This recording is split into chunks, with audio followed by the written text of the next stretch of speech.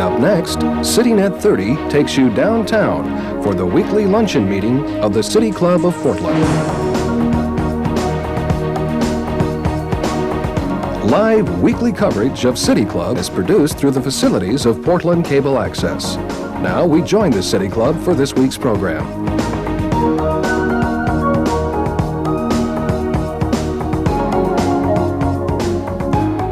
I'm Harriet Watson, President of the City Club of Portland, and it's my privilege to welcome you to today's final program in our annual State of the Oregon series.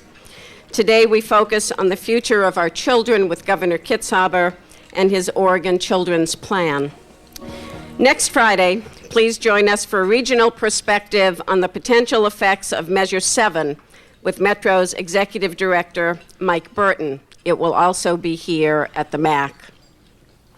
That following Friday, please mark your calendars. We'll be hearing from Dr. Sharon Kagan, Senior Research Scientist at Yale University Child Study Center. Her topic relates well with our discussion today. She will be talking on reinventing early childhood care and education. That program will also be at the MAC. And now indulge me for my weekly website pitch. Please visit us at www.pdxcityclub.org. I think you'll find some interesting information there, research reports, past club program presentations, and of course, upcoming events and membership information. And as you can see by the sign in the front of the room and materials on your tables, City Club is in the midst of its annual membership drive. Many of you have already committed to recruiting 2 new members between now and March 31st, and we thank you for that. If others of you would like to join the team, please fill out the form in the bulletin and return it to the club office. But if you're a guest here today and you're interested in joining, you don't have to be a recruiter. Just fill out one of the application forms on your tables, give it to a staff member, and we will teach you the secret handshake next week. Since we are speaking to service to Oregon's children today, I'd like to recognize 2 guests in our audience. Seated with club member Bruce Bouchard are Bobby Nunn and Joe Nunn Jr. Along with their now deceased father, Joe Nunn Sr., they represent nearly 100 years of service as teachers in Portland's public schools. Please join me in.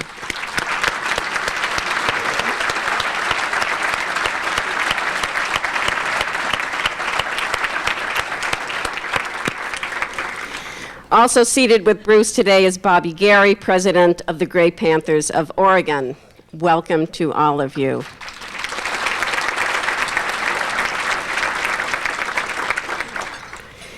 Our member host today is Kay Turan, member of the Board of Governors, President, CEO of Volunteers of America, Oregon, and former director of the Oregon Department of Services to Children and Families. It will be her honor to ask the first question of Governor Kitzhaber. Following Kay's question, as always, we will open the program to questions from City Club members in our audience. And please line up even before Kay has finished asking her question so that we can have as many questions today as possible. And again, as always, please ask your question in 30 seconds or less. Broadcast of City Club programs this quarter is made possible in part by corporate underwriting from Pacific Air, Pope & Talbot Incorporated, and Zimmer Gunzel Frasca Partnership. We are very grateful for their ongoing support. In the context of today's program on the state of our children, I was tempted to simply introduce Governor John Kitzhaber as Logan's father. But I decided there was a little bit more I really wanted to say. The governor's proposal for the Oregon Children's Plan represents a significant shift in state priorities and plays out against a darkening backdrop that includes a likely shortfall in general fund revenues and intense conversations at all levels about energy policy. His plan, which has received both praise and criticism, would be available in all 36 counties and proposes to replace the current fragmented system of care with a comprehensive approach for helping our children. It also represents millions of dollars in new and redirected funds. The plan would make Oregon the first state in the nation to systematically screen for risks prenatally and at birth to ensure the earliest possible identification and treatment. Franklin Delano Roosevelt, when he was governor of the state of New York, once said that we cannot always build the future for our youth, but we can build on youth for the future. There seems to be broad-based agreement that all of our futures are inextricably tied to our ability to build future generations of citizens who have the skills and impulses to make thoughtful choices in a rapidly changing and often bewildering world.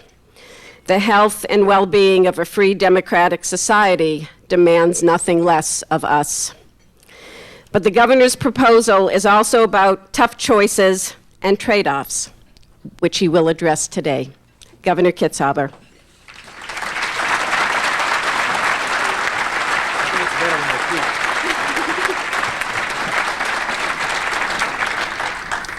Thank you very much. It's good to be here today, and I've chosen, instead of to speak about the state of the state, to really talk about the state of our children, which really is the same thing. I want to talk to you today about one single question, and that question is, how can we ensure that every child born in Oregon has a chance to be healthy, has a chance to be nurtured, and has a chance to succeed? I think that most of us would probably respond to that by saying education. That giving our children a good education with a chance to go to college or university is the single best way to help them succeed. And there would be a lot of truth in that answer. On the education of the young hangs the fate of nations, said Aristotle. And Edward Peabody called education a debt which the present owes to future generations. Indeed, over the past decade, the funding of education has been perhaps the most dominant political issue in the state of Oregon. Nearly 60% of the state general fund is dedicated to the three segments of education and to that educational continuum as we customarily define it: K through 12, community colleges, and Oregon's universities. And the constituents of these three elements of our educational continuum descend upon Salem every 2 years and argue for more money for their particular area as though they stood alone with no relationship to each other. If in fact, however, as I believe, that the overall objective of Oregon's educational system is to produce well-educated, successful Oregonians, then education is indeed a continuum, and each of the segments are dependent upon the others. Without a strong primary and secondary school system, for example, it doesn't matter how good our post-secondary system is, because students will not be prepared to take advantage of it. And by the same token, without a strong and affordable system of community colleges and universities, no matter how well prepared our high school graduates are, they will not get the education they need to succeed in this new century. So education is like a chain, and the strength is determined by the weakest link. In the budget that I have submitted to the legislature, I'm sure that from a budget standpoint, each segment of our educational community has concluded that they, in fact, are the weakest link. Higher education is mounting a campaign to get more money into the Oregon University system. And certainly the K through 12 budget does not include enough resources to ensure that all of our children achieve the standards that we have established in the Education Act for the 21st century. And there are many unmet needs in our community colleges as well. I would submit to you, however, even as I acknowledge the legitimacy of the funding needs in each of these important areas, that in fact the weakest link in the chain of our educational continuum is what happens to children before they ever get to school.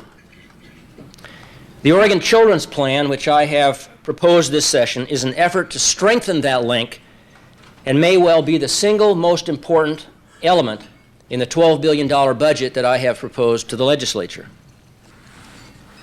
The Oregon Children's Plan is important for two reasons.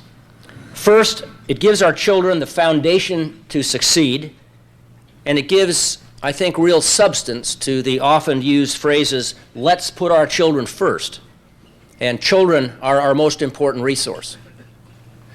Second, it's important because of the potential impact it can have on the cost and scope of state services in the future. Today, I want to talk to you about both of these aspects of the Oregon Children's Plan, and I want to urge you to help me make this a reality. It is under consideration by the Oregon Legislature.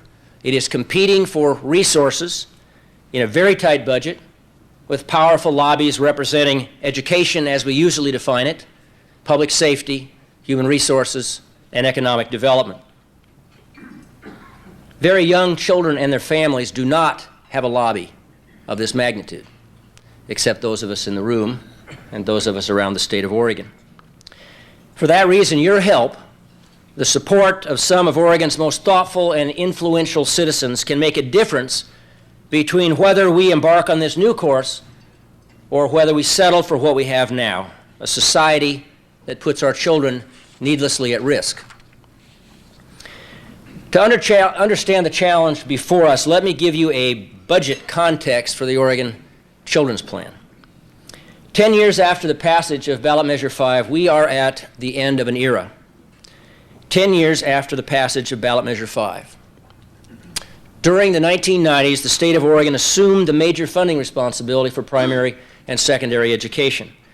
In 1989, the last year before Ballot Measure 5, the K-12 budget was $1.17 billion, about 24% of the general fund.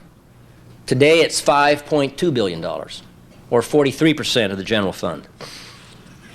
In 1994, as a result of Ballot Measure 11, Oregon adopted essentially a one-strike-and-you're-out correctional policy that forced our budget for the Department of Corrections to balloon. In the last biennium before Measure 11, 1993-95, the Department of Correction budget was $360 million. Today, it is $863 million, and we have another $1 billion bonded for prison construction. During the same decade, Oregon's population grew by 600,000 people, and the number of children in our school system increased by almost 60,000. There was no general tax increase, as you may recall, in the 1990s to help pay for the services demanded by this growing population or to help defray the costs of the significant new responsibilities that the state took on for education and public safety. On the contrary, we returned over $1 billion to individuals and corporations through the 2% kicker. The legislature cut the capital gains tax, and the voters approved yet another $160 million tax cut with Ballot Measure 88 last November. This chain of events would have bordered on being fiscally irresponsible, except for two events. One, the longest sustained period of economic growth in our history, and the introduction and expansion of video poker. As a consequence, every biennium since 1993-95, the legislature has actually had more money at the end of the session than they had at the beginning of the session. In 1993, the budget grew by $130 million. In 1995, it was $215 million. In 1999 and 1994 or 7, it was $154 million. If you were elected to the legislature after 1992, you have never had to cut a budget. Well, those days are over. The economy is slowing, and we are left with the challenge of a state budget that cannot be sustained over time with the revenue that we are likely to expect during the balance of this decade. How then can we afford to provide the services that our senior citizens need and deserve? Something that this budget did not allow me to do. How can we afford to maintain affordable access and quality of our system of post-secondary education? Something this budget did not allow me to do. How can we maintain a strong system of public safety? Again, something that this budget did not allow me to adequately address. Well, the answer, in the absence of new revenue, is prevention. making every effort to invest in things today that will prevent expensive problems tomorrow. And we've made two great investments in prevention over the last decade, the Oregon Health Plan and the Juvenile Crime Prevention Plan that was enacted by the last legislature. The Oregon Health Plan has helped to preserve the health and productivity of hundreds of thousands of Oregonians who otherwise would not have had access to health care services. And the Juvenile Crime Prevention Plan will help prevent at-risk youth from becoming Measure 11 felons. But even these two efforts often focus resources on problems after they have occurred. People who are being treated for preventable diseases, for example, or children who have already dropped out of the public school system. And that's why the Oregon Children's Plan is so vital, is so important. It completes the circle, and it provides the foundation by identifying at-risk children before they even get to school, before they get into trouble, and providing them the support to ensure that they become successful, productive Oregonians. Let me share with you some very sobering statistics. 36% of incarcerated adults and 35% of incarcerated youth and 14% of people on public assistance dropped out of school. 85% of incarcerated youth and 77% of incarcerated adults have an untreated drug abuse problem. Now, preventing those problems from occurring in the first place can save millions and millions of dollars in future years. In fact, for every dollar invested in this kind of early prevention, you save $4 in avoided costs later in life. This kind of return on investment, in terms of our capacity to sustain the state budget into the future, is something that we cannot afford not to do. But while the budget case for the Oregon Health Plan is very compelling, it pales next to the human side of this equation. We face a public health emergency in our state today, a silent crisis. What would you think if tomorrow the headline in the newspaper read, 6 out of 10 children are exposed to a potentially fatal preventable disease? You would be shocked. You would demand some answers. You would insist on some action. Well, that's not a hypothetical situation. The fact is that each year we are losing thousands of Oregon's children to school failure and school dropout and subsequent involvement in the criminal justice system. 60% of first-born Oregon children are exposed to at least one social or medical risk factor that can put their lives in jeopardy.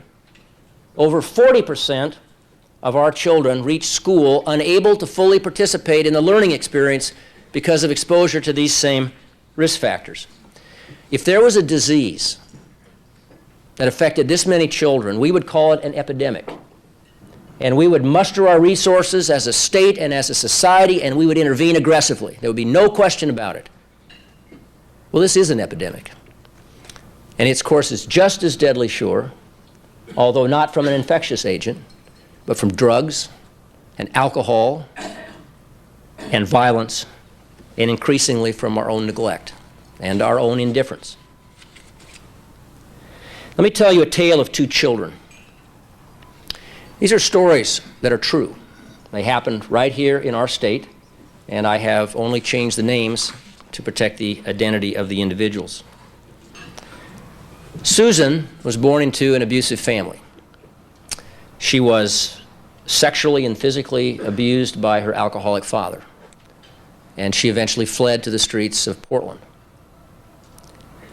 Alone and homeless, looking for love, looking for somewhere to belong. She continued to be victimized. She began using alcohol herself and became pregnant at 17. Without any prenatal care, without any emotional support, she received no counseling during her pregnancy and continued to use both drugs and alcohol. Giving birth to a child is surely one of life's greatest gifts and greatest joys. For Susan, was a nightmare. When her daughter Patty was born, she was both premature and suffering from fetal alcohol syndrome. Susan returned to the streets and today remains homeless and transient and addicted. At the young age of 19, any hope she might ever have had for a healthy, nurturing life, a life of contribution and achievement and success, has all but evaporated. Now, her daughter Patty today is a ward of the state of Oregon. She has been diagnosed with depression and with a variety of mental disorders, including attention deficit disorder. Her original adoptive parents gave her up because of her mental problems.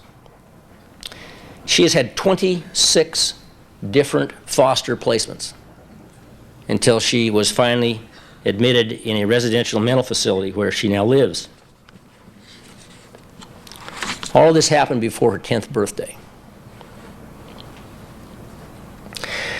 I know of no yardstick that can measure the depth of this kind of tragedy. The tragedy of a mother who is still drug addicted and who is never going to know her daughter. The tragedy of a young girl who is severely mentally ill and who will spend the rest of her life in an institution. And particularly the tragedy of knowing that we could have prevented this outcome, but that we failed to do so. In 1999, there were 1,100 cases in Oregon where parental rights were terminated due to circumstances just like Susan's.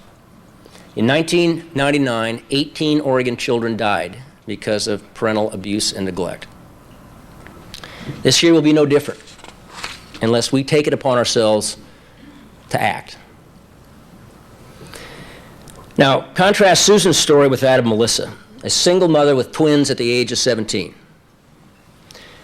She and her children, however, had the good fortune to live in an area where there was a system of home visitation, and Melissa was seen by a public health nurse during her pregnancy.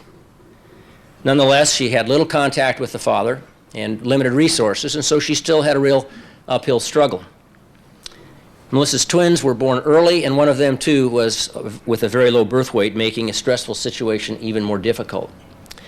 But with the help of her family support worker and with the help of the public health nurse, this young mother has accomplished the following for her children and herself. She has kept both of her children up to date on their immunizations and health care.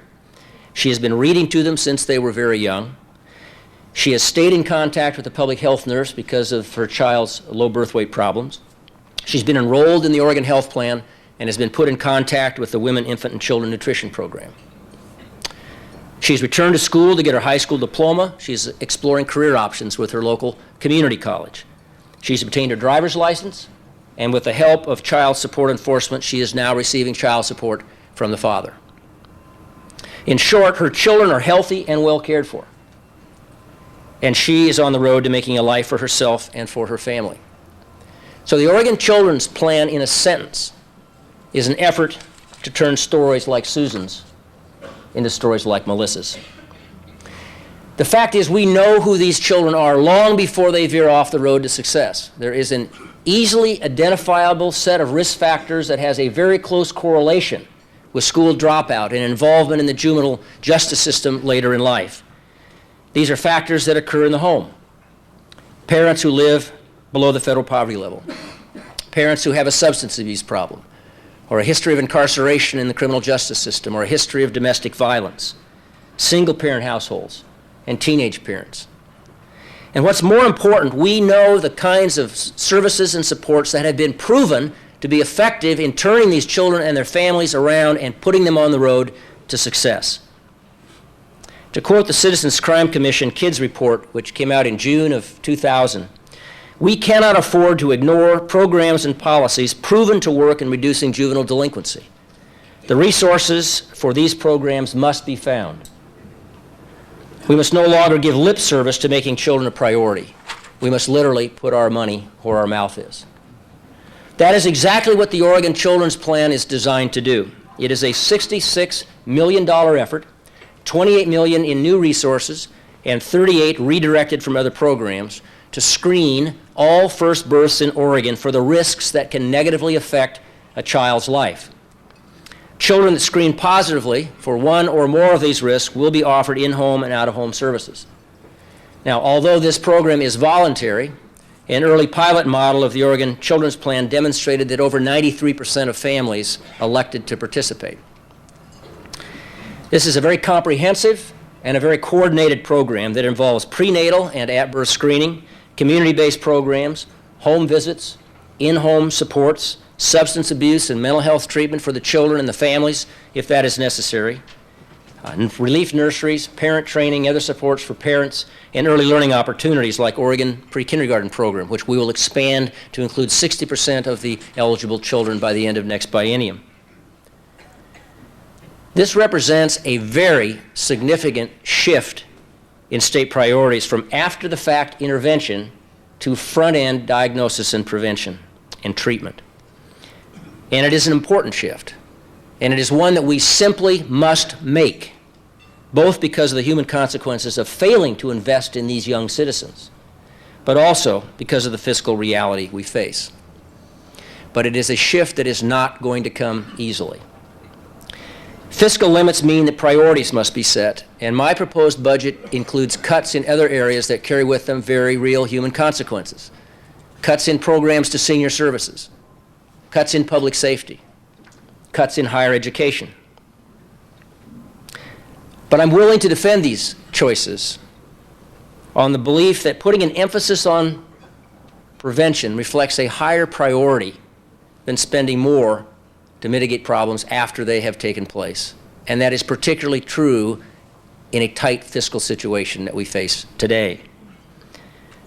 Already, however, the legislature has proposed restoring some of the cuts in higher education and in senior services and in public safety, all of which need and deserve those restorations, and all of which have very strong and vocal lobbies.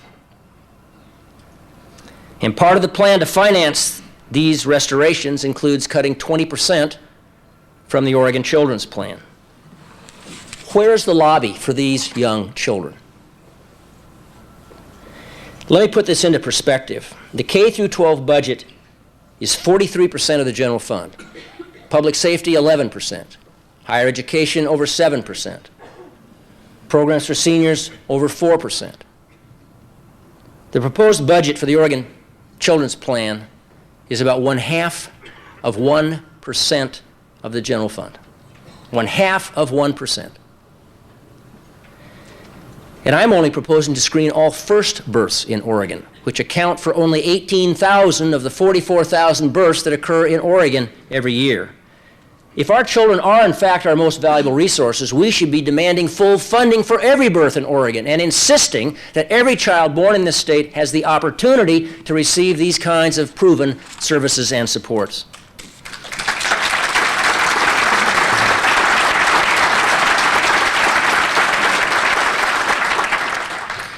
If we want, in the next 4 months, to reduce this to a simple fiscal argument, then the case for fully funding the Oregon Children's Plan and, in fact, enhancing it is a very compelling one. The state spent over $134,000 on Susan and her daughter, and that does not include the ongoing cost of caring for Patty in the residential mental health facility, which will run $97,000 a year as long as she lives. What do we get in return for that investment? A shattered family, a homeless, addicted mother, a young girl with severe mental disorders destined to spend the rest of her life in an institution. For the $27,000 we spent on Melissa and her family, we got a functioning family.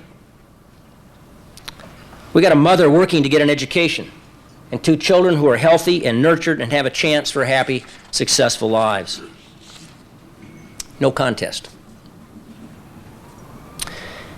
But this isn't a budgetary argument. It is about whether we have the courage as a state to change our priorities as reflected in how we spend the limited dollars that are available to us. It's about whether we are willing to be accountable. I'm sure that there are many willing to take credit for Melissa's success. Who among us, including those in the legislature, is willing to be accountable for Susan's failure? This is about the depth of our commitment to giving a voice to the voiceless. This really is about putting children first. As James Agee said, "In every child who is born, under no matter what circumstances, and of no matter what parents. The potentiality of the human race is born again. Only we can tap that potential. Only we can make that a reality for our children and for our future. The Oregon Children's Plan gives us the tool. Whether we wield it or not is up to us. Thank you.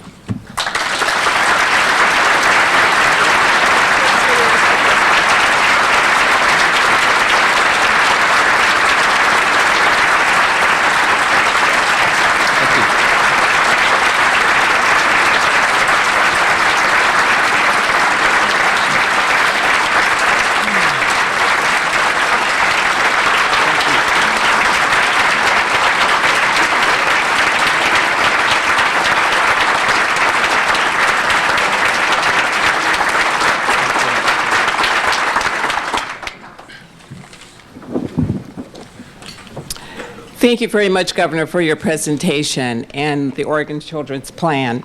You're to be applauded for your recognition and action in wanting to invest in the leadership to invest in early childhood development.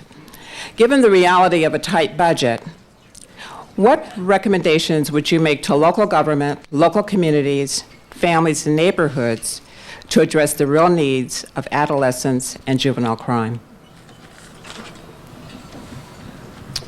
I guess let me answer that in two ways. First, obviously, is to support the effort we've got underway in Salem, only half of which is financial. When you try to reorganize a delivery system so that the dollars and services follow the children who needs it, those dollars often don't flow through agencies and organizations that have a vested interest in their own existence. You can call that turf, you can call it whatever you want, but that is the other half of the political issue that we're faced here. So we need to get the resources into the budget, and we need to remember at the local level, at the end of the day, we're trying to save children, not individual organizations and agencies. I guess that's the primary thing they could do. Yes. Jay Formick, City Club member. Governor Kitzhaber, I'm the executive director of Oregon Heat, a nonprofit that raises funds to help low-income families stay warm. And I'm in touch with my donors, and let me tell you what they're telling me. They like donating to a private nonprofit organization because it's not government, and they don't trust the government to handle their donations or their tax dollars appropriately. I'm wondering, how can you break through the cynicism of Oregonians who don't lack anything in compassion for the Susans and the Patties of the state? They really want to do something, but they just don't trust the delivery mechanism.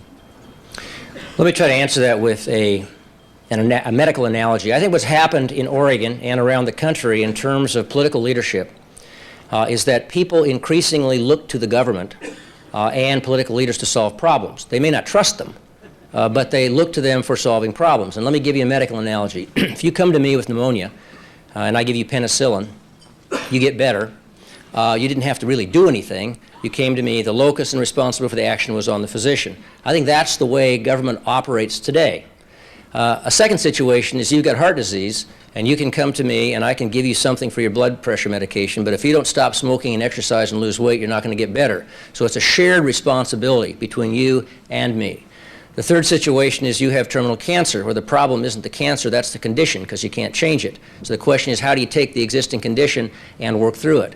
The existing condition in Oregon today is we don't have enough money to do everything people want and expect, and we are not making the kinds of investments that prevents these huge problems later on. So I guess my answer back to you is I think there's ample opportunity within the Oregon Children's Plan for every community to figure out a way to invest in their local community to enhance these services and programs. These are all delivered at the community level. And your point's very well taken. I don't argue with your premise at all. I think that is the reality we face.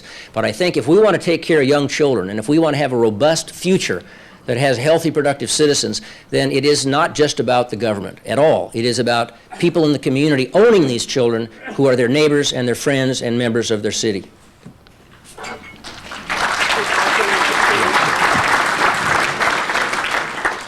Greg McPherson, City Club member. Governor, one of the pioneering concepts of the Oregon Health Plan was to establish priorities within healthcare. That is, that some procedures would be ranked as being more effective than others. As you move prenatal and neonatal care further higher up on the list, have you identified as part of that same process what other procedures would be moved lower on the list as we spend limited dollars? Is this a question relating the children's plan to the health plan? Yes. The Oregon Health Plan is essentially maintained in this current budget. It's not expanded. We have not expanded. We still got 60,000 kids in Oregon who don't have access to health care, and we have not expanded the program. We've essentially maintained it, and it's our intent to pass legislation that would give us, if the federal government is willing, significantly additional flexibility in terms of using federal dollars for subsidies to dramatically expand the existing Oregon Health Plan. The Oregon Health Plan obviously is part of the Oregon Children's Plan because many of these people are eligible for services under the Oregon Health Plan. When we ask ourselves the question of whether we should, with the resources we had available, whether we should put this to all kids or just firstborns, we did have a debate that reflected priorities. If we'd expanded it to all the kids in Oregon, we would have had to prioritize those kids. We would have known everyone who had the risk, but we would have had to prioritize who got the services because of limited resources. We came to the conclusion, rightly or wrongly, that screening all firstborns and making sure they had the full range of services created better parenting skills that hopefully would carry over if those people had second or third births. Yes, sir. I'm Herb Crane, City Club member, and also a member of the City Club Committee studying Measure 7. And I'd like to direct... I didn't hear that. Oh, it's a scary word, I'm sorry. Yes. I'd like to direct your attention to that measure for a moment. We understand that you or your office have been doing polling and focus group studies on this particular subject. What is your impression of what the voters meant when they approved ballot measure 7? We've heard 1,000 different answers, and what to do about it. How long do I have? There have been some focus groups that have been done. Let me give you my personal opinion. I can share with you sort of what we got out of the focus groups. I think that this was far more than just an economic takings issue. I think that was part of it. But if this was just about economic takings outside the urban growth boundary, we've done a great deal through lot of record and various changes in the land use program over the last few years to really reduce the number of those instances. I think there was a big urban vote, which I think, my view is that this was more about regulations in general, regulatory creep, counter fatigue, whatever you want to call it, that didn't necessarily impact somebody's value, but they were frustrated. And the focus group shows that everybody knows somebody who's had a bad experience with the regulatory system. I think we need to address whatever that concern was, because the focus groups also gave the feeling that we got about 2 years before Measure 5 passed. There's a problem out there. People are concerned. If you don't try to address it, you get a worse situation. So I think there is an economic takings issue within there that needs to be looked at, but I think there's a larger issue. And we are engaged in some discussions with the legislature to kind of sort through that. I have two personal bottom lines. I do not believe this was a referendum on our ability to manage growth through our land use planning program, and I do not believe this was a referendum on our ability to maintain the pristine environment that a lot of us identify with being Oregonians. So the challenge is, how do you craft a solution that addresses the legitimate concerns with too many regulations at the state and local level, which is a legitimate concern that has to be addressed, without unbundling these other values. I cannot give you a solutions today, but I can tell you that this is very high on my priority list, and I'm going to be very engaged in this right on through to November of 2002, where I think we're probably going to be voting on this again in one form or another, and it's important that we frame the debate in the right way next time it's on the ballot. Thank you.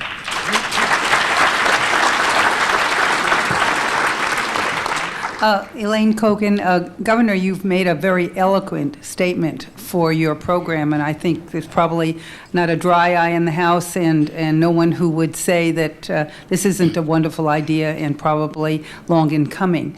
But you are going to face this haggling over priorities, limited revenues, and so on. You also said, of course, that we haven't had any revenue change, increase, reconfiguration in at least 10 years or more. Any thoughts among all of this in how to raise more money or reconfigure the tax structure so perhaps this won't be so onerous? Well, I think there are two parts to your question. Reconfiguring the tax structure doesn't necessarily mean more money. And I think it's important for us to realize that. When people talk about tax reform, most people are really talking about more money and more money for schools. I'm fine with that, but you could restructure the tax system, make it more progressive, provide different sets of incentives for the private sector without raising any more money. So I think I'm going to answer the question about more money, because I think that's sort of at the heart of it. You know, the big driver in the K through in the general fund budget is the primary and secondary school budget, and that's now 43%, and it'll probably get up to 50% eventually, and that's because of the shift with ballot measure 5. When we talk about trying to raise additional resources for schools, which most people, the last poll I saw was about 4 years ago, but I'm sure it hasn't changed, believe schools are underfunded, would be glad to spend more money if they thought their money was well spent, which gets back to the first question. And that means different things to different people. We've never had the ability to tell people how much we needed or what's going to happen if we get it. That's changed now. With ballot measure 1, with the Quality Education Commission and the new budget model, we can tell you, we should be able to tell voters what an incremental increase in the K through 12 budget is going to mean in terms of outcomes.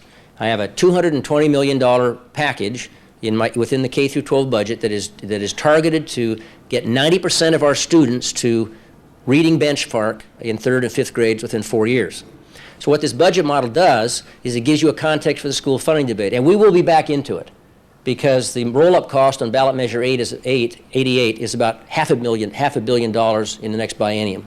And this is not going to be sustainable unless there's just a gigantic turnaround in the economy. So I think the next time we have this larger debate about how we pay for our schools, we'll be able to give Oregonians choices. We'll be able to say, for these resources, you can get this many kids over the bar, and if you can only get 70%, what do we want to do about the other 30%? So it creates an accountable structure for having that school funding debate, and I predict that within the next 4 years, we will be having exactly that debate, and we'll have much better tools than we have had before. Carol Witherell, member of City Club. My question has to do with economic and environmental sustainability of our communities. Surely the well-being of our children and their families is not disconnected from concerns about this kind of sustainability. With further globalization of the economy on the horizon, will we be able to provide our communities and families with sustainable economic opportunities in Oregon? And how will we do that? Another simple question.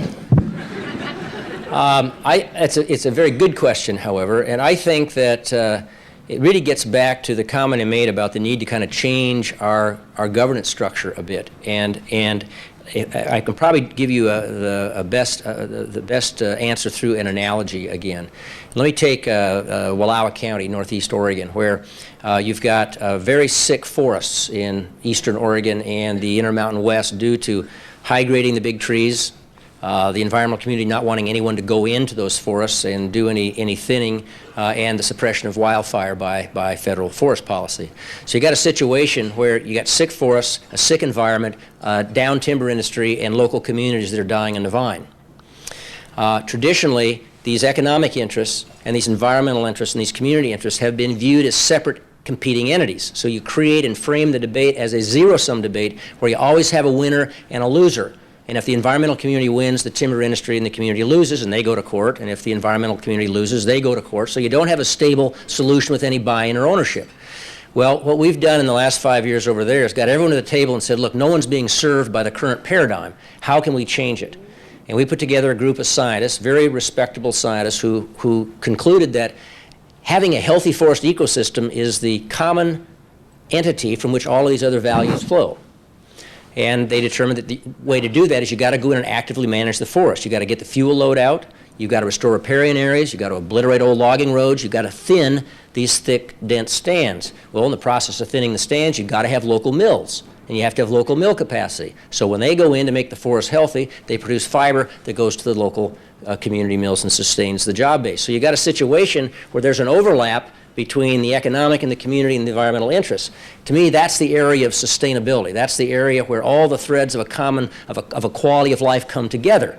And we're repeating that. We're essentially very actively right now trying to develop examples of that in communities throughout the state of Oregon. And it involves, it's not a government solution. The government is a player, but it also involves the business community, community leadership, and very often 501c3 organizations. And we call those we call this model, that little place where all these things come together, an Oregon solution. And you'll be hearing more about that in the next 2 years. Yes, sir.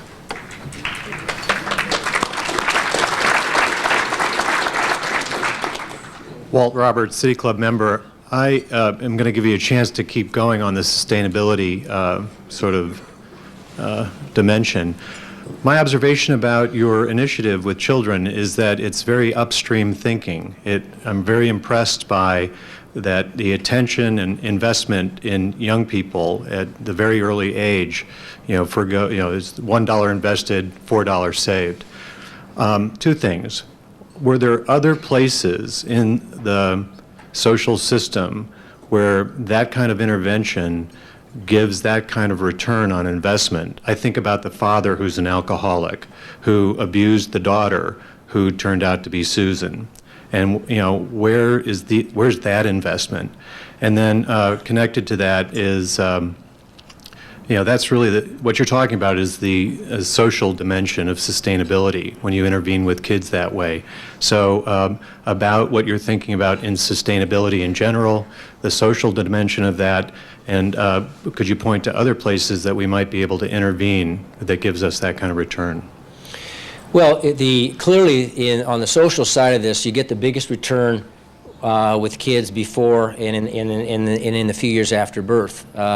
And the dilemma that we were faced with in this budget is our overall capacity to treat alcohol and drug people who have substance abuse problems who want to be treated. Our capacity is very constrained, even with the increased resources we put in last year. So, what we basically did is we made a decision to start early, and there are victims when you do that. Let me give you you've heard that I've used this analogy before, but it's such a graphic one. When I was in practicing medicine, and if you have limited dollars, and even when I was in the legislature, let's say you have $100,000, and you can either spend that to provide good, adequate prenatal care for 5,000 people, or you can take care of two 500-gram infants in the neonatal intensive care unit.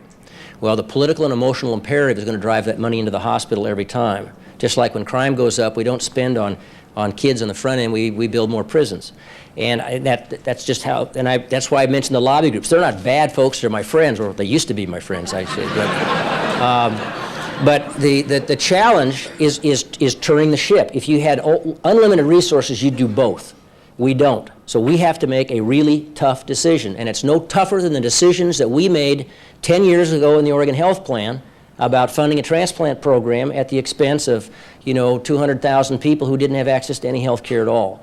And somehow we've got to get that important aspect of accountability broken through this debate so people can own whatever decisions they make. It's going to be real tough, and I'm very serious. I can't do this without a lot of people talking about the importance of making these choices.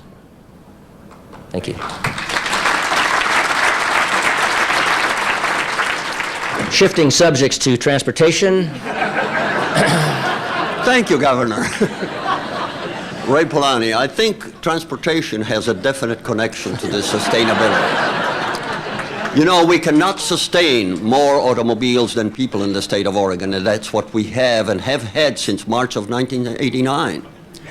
I think it's time that we should fund alternative transportation, that we should fund more trains, more buses, not only in the valley, not only in Portland, but in all the cities, and certainly to Eastern Oregon, and certainly this is an absolute necessity if we are talking about sustainability for our communities and for our state.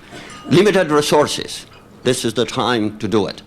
We can get so much more for much less. What are you intending to do? Two real quick sides to that. You're absolutely right. I think that there's two realities we have to come to terms with here in Oregon. One is that we're never going to get an increase in the gas tax that's large enough to build let alone build new capacity to maintain the multi-billion-dollar investment we have right now. Every year, more and more miles of a road slip from fair to poor condition, and the difference between repairing and a new construction is about 3 to 4 times. An 88 to 12 vote ought to send us some kind of message on the gas tax. Even if we could raise the gas tax, it's not the fuel of the future, because as cars become more fuel efficient, when the administration figures out that SUVs are really cars, not trucks, and puts fuel efficiency standards on them, then we are going to see less money generated for each penny of gas tax increase. So what we have to do is we really do have to change how we look at this, and we have to manage the demand side. The best example is the sunset out here. If you go out there at 7 or at 5 in the evening, it's 3 lanes creeping bumper to bumper. If you go out at 11 or 3, 2 lanes with lots of space. That's not a capacity problem, it's a timing problem. It doesn't cost any money to fix that. It means changing how and when people use the transportation system. I put in a bill in 1987 that was a vehicle miles traveled bill, and was just roundly mauled and pummeled and run over by every conceivable interest in Oregon. But this year, Senator Starr, or Representative Starr, I guess, is actually working to put out a pilot on that. So we have to figure out how it's access management to, what are the roads we want to carry traffic through, what are residential roads, how do we change people's driving habits. We can do this, it just needs to be creative, and this is a great opportunity to move forward on that. Hi, my name is Win Wakala. Is it okay? Is it my turn? No, I think it's his turn. Oh, I'll go for it. Ladies first, except at City Club.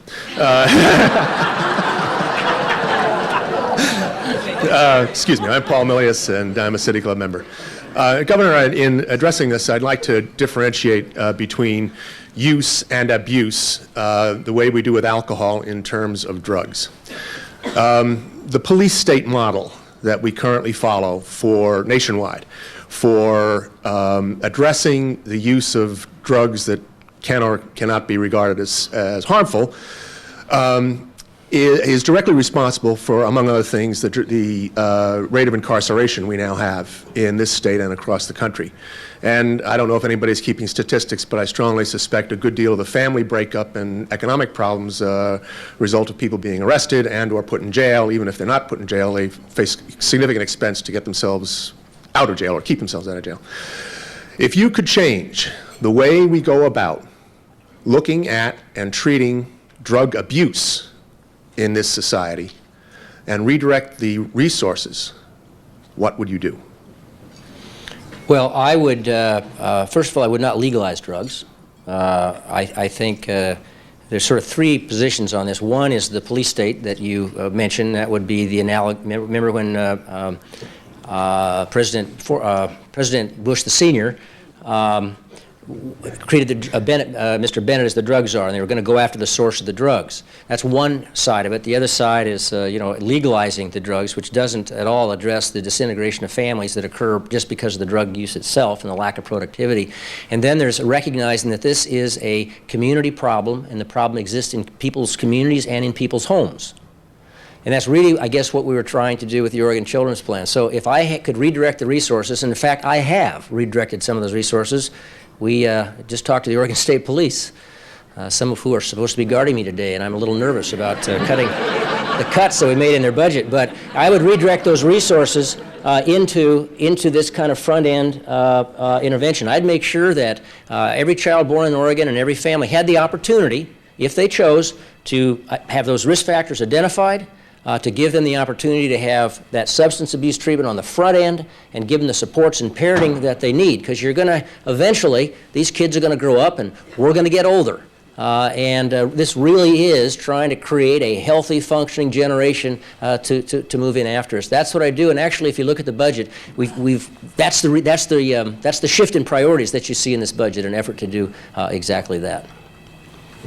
My name is Win Wakala, City Club member, and I wanted to say to Paul, age before beauty.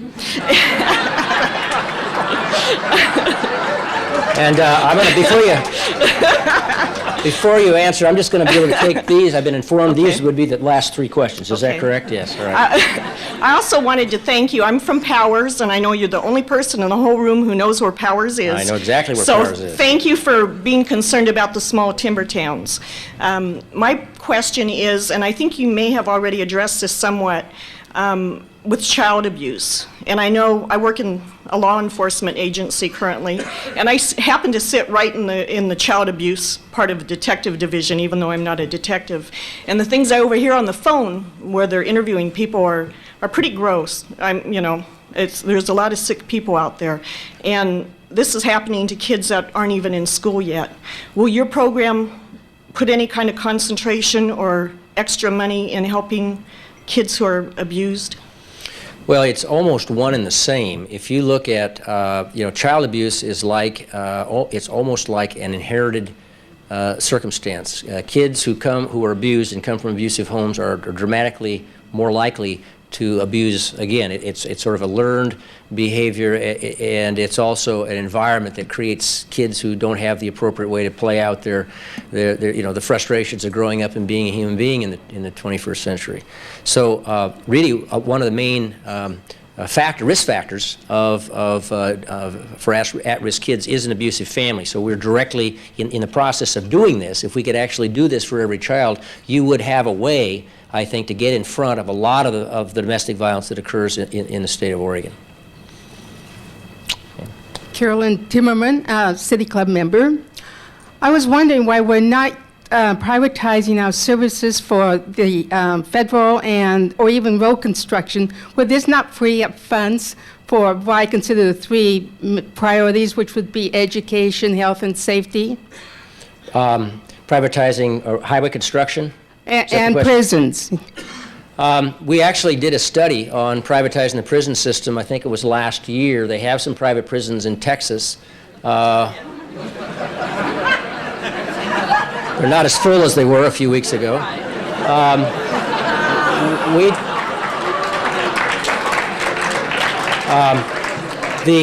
think that here's the real issue. Have been and continue to be willing to look at privatizing highway construction and prison systems if there's a way to make it more efficient, short of simply, if the objective is to increase the efficiency of the operation, that's one thing. If it's to basically slash people below a living wage, I'm not interested in doing that. But I do think that we should not be afraid to look at the private sector. And actually, we talked about privatizing parts of the Oregon Department of Transportation. This is another one of my ideas whose time has not yet come, I'm sure. But it's a very good question. We ought to keep looking at it, but we ought to have some benchmark for where the cost savings come from. Last question. Yes, Marcus Samantel, City Club member. Congratulations on an excellent presentation on the Oregon Children's Plan. One of my concerns has to do with the split between the urban and non-urban areas. The city mouse and the country mouse aren't getting along too well together, I don't think, across the country, but especially here. And I guess my question is, how do you see this issue, and how do you see it playing out during the next 5-10 years? Will we make some headway? Well, it's not I don't think there's a single solution to this. First of all, I think it's important for all of us to recognize that there are issues in this state that we have to act on as a state, that we'll never have a functional state as long as there are areas, pockets that have high unemployment, they don't have career opportunities for their kids who have to move to other places. It undermines the fabric of a community, and Oregon is a fabric, and all of the communities need to be a part of that. So communication, caring, compassion, communication is very, very important to that. We need to put hard infrastructure into rural Oregon. We need to have broadband, fiber optic capacity and connectivity throughout rural Oregon. That is just as important as rural electrification was in the middle of the last century. You have to give them the infrastructure so people can go out there. That's very, very important, and we're working on that. The other thing, and I have a major initiative in this budget for infrastructure into rural parts of the state, but I also think it requires changing the way the natural resource environmental stewardship debate is framed. Eastern Oregon's the example used is a great illustration of how, by changing the context and the terms of the debate, you can actually make progress instead of fighting against each other. And third, I do think that there has to be a fundamental change in our natural resource industries. They need to be a part of the changing world, and I think the timber industry is probably a little ahead of the agricultural industry in this. You've got folks that are retooling to take small diameter logs that are doing a lot of value added. Let me give you one example to close this out. One of the big industries in Eastern Oregon that's really struggling right now is the wheat industry, and they continue to operate on a 20th century paradigm that we're going to produce bulk quantities of unprocessed commodities to export into the world market. Well, the fact is that China, with fewer environmental laws and labor laws, can produce a lot more wheat a lot more cheaply than we can. But that's the pattern that's sort of defined the industry. And we need to begin to think about how we create ways to differentiate our products with value added here to create niche markets in an international marketplace. So it takes sort of a cultural change on the part of the natural resource industries. It takes hard investment that's basically going to be financed more from people on this side of the mountains because there's more of us. And it takes a real aggressive effort to connect people in urban and rural Oregon and find out that they have common objectives and common aspirations. Thank you.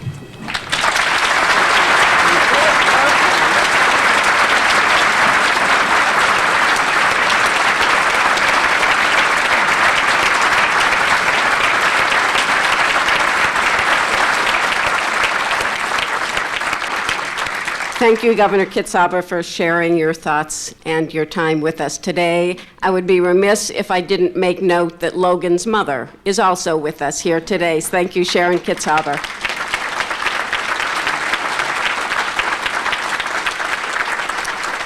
We are adjourned.